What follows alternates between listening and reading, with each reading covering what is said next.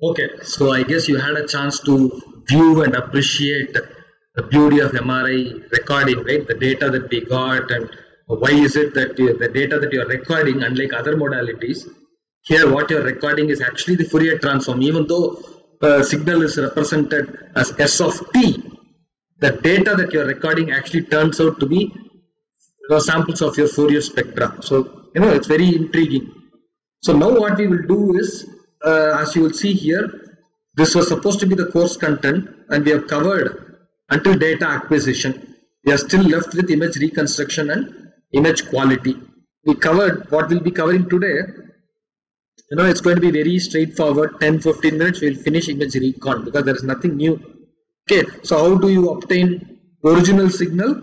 Take inverse Fourier transform. So I'll just spend some time. So all this revision of how we do data acquisition to get rectilinear, polar, I will not spend time because that is not needed now because of the video lecture. So you can review the previous video. So where we will go is we will jump into image reconstruction. So we have two kinds of data. One is rectilinear scan, the other is polar scan. So what we've seen is acquired signal actually is, you have samples, right? You have samples of f of u comma y on a rectangular grid if it is rectilinear scan. All you have to do is just take inverse Fourier transform, 2D inverse Fourier transform, you will get your image. Likewise in polar scan, acquired data already you have f of u comma v but in polar grid. So you can either do that, you can convert the 2D to a rectangular grid and do it, or apply back projection approach. Okay, so all of this reconstruction from Fourier to image we also did for CT. So several of those algorithms can quickly guide you as to how you can do the inversion. Okay, so we tried convolution, remember. So same things can be applied here, nothing secret about it. Okay, only thing that I'll do is just refresh within our equations what we have and how we start to look at the data or organize the data in a standard format. So you acquire the data, right? In the rectilinear scan, you are having phase encoding. Phase encoding comes from gradient y. You have the area AY, right?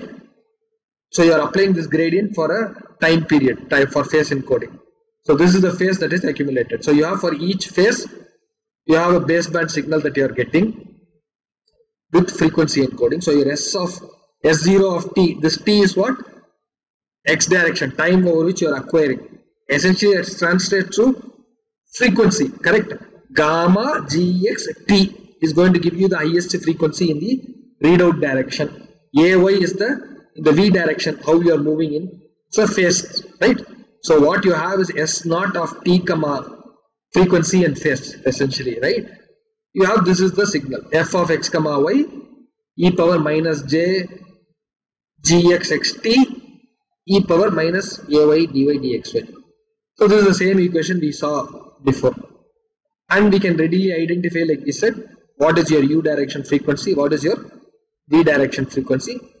So once you have this, what you essentially have is f of u comma v is nothing but S0 of u by comma. So you're reorganizing the data, right, with this, so that you recognize what you have in this form is nothing but f of u comma v.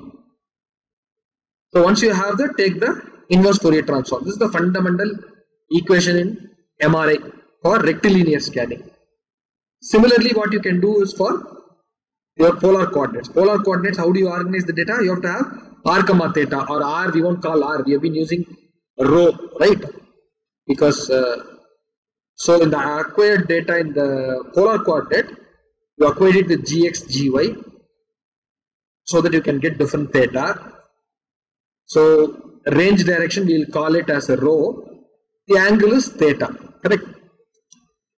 So essentially what we are doing here is we are identifying u as gamma gxt and v as gamma gyt. We are applying simultaneously gx and gy, and the readout is for the same duration. So here you notice v also has the t.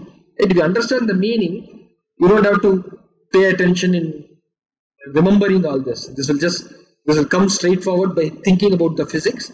Using the mathematical notations, you will arrive at the equations.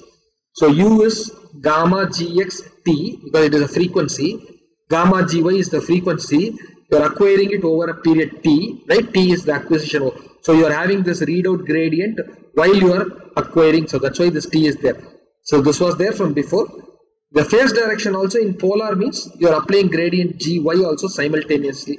Therefore the t is here also. So your rho is magnitude, right? Square root of Gx square plus Gy square. Theta is as before, tan inverse of these two. So you have reorganized, you recognize what you are measuring. It is nothing but is in the polar coordinate. F of rho cos theta, rho sin theta for different rho and theta. Right. So once you have this, you can go to the time spatial domain, which is your image. Clear? So there's nothing more to add to image reconstruction with respect to MRI. If you understood the basic signal, we are already having Fourier domain of the data, 2D Fourier transform of the data. Take inverse Fourier transform. So you organize it like this. So how do we generally organize it? So it's useful to think whatever you are recording, the raw signal from each successive acquisition. So you have one setting, you acquire once. You have another setting, you acquire again, right? So you can label the readout direction is t. So each acquisition has a time. So you can think about your U is filled. Different acquisition means you are moving in space in the V direction. So you can start to think about raw signal from successive acquisition as being recorded as lines in 2D space. That is in case of rectilinear, for example, it's easy to think about it as parallel lines, right? So we call this as K space. I remember we mentioned it's a Fourier space. But in the domain, usually they, instead of talking about frequency, right? When you have cycles per second in time is frequency, correct? Or number of cycles, in 2 pi radians. But when you talk about spatial variations, not time variations, usually it is advantageous to say number of cycles over a length rather than time, right? So number of cycles, one cycle is a lambda, right? In your time domain, frequency. So number of lambdas in the length, 2 pi length, is usually a wave number. So it is convenient when you talk about spatial frequencies. People talk about frequency in terms of K space. K is referring to the wave number. Okay, so that jargon is still there. So people, but the way we have covered, your U is Kx, V is Ky.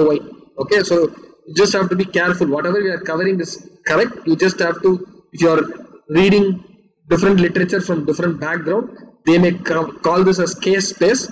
Essentially, K space is similar to what you have. Just denoting it as K space because of the jargon of wave number rather than the frequency. So you align your data, time is your U direction, acquisition number is your Y. Each time you acquire, you align the data like this in your variable. So this is your Fourier 2D Fourier transform of the data. Once you have this, you grid it, take the inverse Fourier transform. Okay, so you can get your, of course the 2D inverse Fourier transform data provides spatial distribution. Generally it's a complex value and therefore magnitude is taken to provide the image. Clear? So that's it for image reconstruction. Very simple, right? You know intuitively what it is by now. So just to show another example, right, what we recorded. So this is called as K space. Nothing different from U and V that we covered. One is your frequency encoding direction, the other is phase encoding direction. Whatever you are recording, you align it like this in the variable space. Right? When you align it like this in your variable space, and then take 2D inverse 2D Fourier transform. That should be an inverse. If you do that, you get the image. Clearly, you can see this is fantastic image, but it's really complex to visualize that it is coming from this data acquisition and this data alignment. But such is the beauty of MRI that you can do several things, but to get this basic feel for what is this gray, what is this black, what does this mean, is not straightforward. I hope you repeat the physics lectures and then repeat the data acquisition lectures and get a feel for, because reconstruction lecture is straightforward. If you understand this, taking inverse Fourier transform coming here should not be that difficult to understand. Okay. So finally, last slide, what we will do is put every signal, right? We have measured all the signal. We'll put it in the equation, align it up so that we see the signal equation. So imaging equations. We know f of x comma y of t is this guy. Some scaling constants is essentially a magnetization vector from x comma y at a 0 plus, right, at the start, which is going to decay. So this is your signal that you are recording, right, in the transverse plane, right? So minus t and with time constant here. But if tr is sufficiently large, which we saw before, then no issues. This essentially becomes your m naught, that is your equilibrium value times sine alpha. But notice here, this is good. Whatever we have covered so far is good when you do it once. There is an important concept that we will reveal now. Okay, what we want to do is repeat it again and again and again, right? That is, this is your magnetization vector. I am pushing it to the transverse plane. Again it comes back. Again I am pushing it. Repeating the experiment with the different settings, right? So when I do it like this, what happens is, we were used to the term called, allow the signal to come back to what? To equilibrium position, your m naught, right? That is what we were doing so far. So if you allow it to come to equilibrium, we were calling that value as m naught. But it so happens that if you do this multiple times, that magnetization vector never comes to equilibrium, right? You have to wait for a long time for it to come to equilibrium. But you repeat it. So what happens is, it doesn't reach the equilibrium, but it reaches a steady state. So each time you do, right, this experiment, the value that it comes ready before you do the next one, you can say that after several renditions of this, repeats of this, you will call it as steady state mz, not m naught. M naught is equilibrium, which happens when you wait for long time without multiple push, it comes to equilibrium. The moment you are going to do this pushing experiment several times, repeating the sequence several times, you are pushing this vector, and as you know, every time with any displacements, right? When you do this in dynamics, it has to have some steady state. You do this multiple times, right? Static dynamics. So when you try to push this several times, you will have reach a steady state. That mz is not equilibrium, but it is a steady state. So now we will just rewrite our equations to correct for this. If you are going to repeat the experiments, right? Repeat the acquisitions. So let the steady state value, we'll denote it at mz at infinite, comma x, comma y. So we are using this jargon. Instead of 0, we are putting infinity. Then what happens is your mxy at 0 plus is not m0, right? This is what we said before. But now it is mz, wherever you are starting, mz, the steady state value, not the equilibrium value. So your m naught gets replaced by mz at infinity, x comma y, sine alpha. So once we can show that this essentially what this mz is your equilibrium value with some duration. The duration has to do with number of times you are repeating and the properties of how long you wait, which will dictate your T1, right? So T1 constant, T1 property of the tissue, and how far you wait, your TR, this relative TR to T1 is going to have some duration of your equilibrium value. So you are going to end up using mz, the steady state value in the imaging equations instead of equilibrium value. And therefore your f of x comma y of t is nothing but, you substitute, right? You substitute the values, you get a m naught x sine alpha e power whatever times this guy, right? So which we can directly say this m naught was proportional, right? So it can say it's proportional to proton density sine alpha, this guy. So when alpha is also pi by 2, which is your maximum signal, then you get f of x comma y is proportional to this guy. Okay, so this is your imaging equations. This is modified. This is your f of x comma y, meaning what is your f of x comma y comma t? This is the image, right? At every pixel x comma y, this is your image. At every pixel x comma y, your basic signal strength is dependent on the proton density at that location. but it is also dependent on the T2s and T1s and the time to repeat. All that is going to, so we saw in contrast mechanism, right? How do you play with this to get a differential weighted images, right? That is our f of x comma y comma t. This is a governing equation. Depending on how you combine T2, T1, TR, you get different weighted images. Okay. So of course in spin echo we measure TE is far less than T2. Right? We repeat the experiment.